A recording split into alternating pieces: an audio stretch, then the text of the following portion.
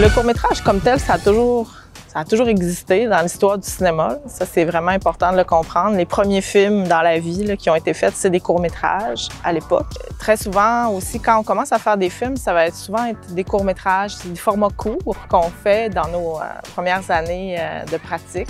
Par la suite, on peut choisir aussi de faire le choix, en fait, de faire des courts-métrages parce qu'on aime faire du court, parce qu'on aime écrire, réaliser des œuvres très courtes, entre 5 et 20 minutes.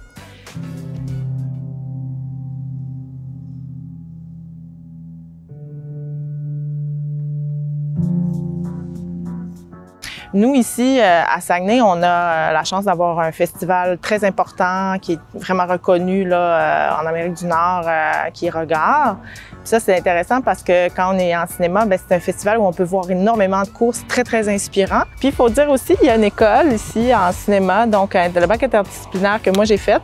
Moi, j'étais de l'extérieur, je suis venue m'établir ici. Puis plein de gens comme moi qui sont venus de l'extérieur, puis qui ont fait cette formation-là. À Saguenay, il y a une petite communauté, évidemment, si on compare avec des régions comme Québec ou Montréal. Mais il y a une communauté qui est très dynamique en cinéma, en art, tout ça, en art au complet. C'est une communauté qui est la communauté artistique est très vivante. Puis les gens rayonnent et sont diffusés, là, pas juste à Saguenay, là, ils vont être diffusés partout dans le monde, en fait. Quelqu'un qui serait intéressé à découvrir vraiment, à comprendre, en fait, si il y a une cinématographie spécifique là, pour le court-métrage dans la région, c'est pas distinctif tant que ça. Parce qu'à la base, un film, son histoire, les gens ils choisissent de réaliser une histoire, peu importe d'où elle se réalise. Oui, évidemment, il y en a beaucoup qui font des films qui sont inspirés de leur territoire, de leur contexte socio-économique. Mais on pourrait aussi avoir un cinéaste d'ici qui va tourner à l'étranger. Called Morton Grove. They passed a law outlawing handguns within the city limits.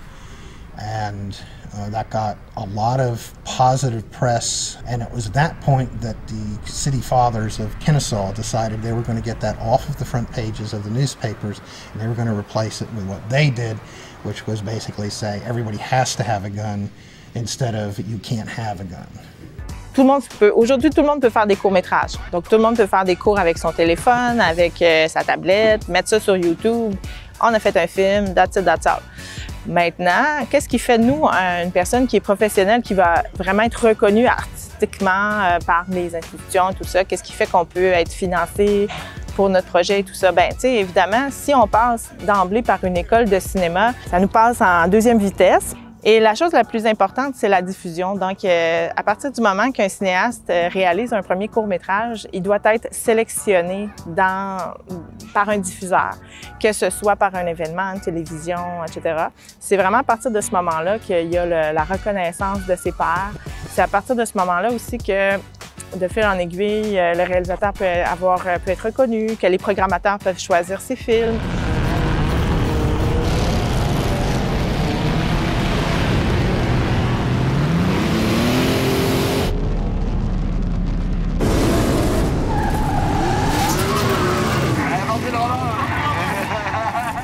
Quand on regarde un court-métrage, souvent, on n'a pas vraiment idée du travail et des étapes que ça demande avant d'arriver à la copie de diffusion que les gens écoutent. C'est pas aussi long que de faire un long-métrage, mais ça peut quand même être assez long selon, comme par exemple, là, les gens qui travaillent à l'ONF, qui font de l'animation, ils peuvent travailler des fois jusqu'à 5 ans pour faire un court-métrage d'animation. Ça vous donne une idée. Il y a des courts-métrages qui peuvent se faire en 24 heures aussi. Donc, il faut aimer attaquer un projet de fond avec beaucoup d'étapes.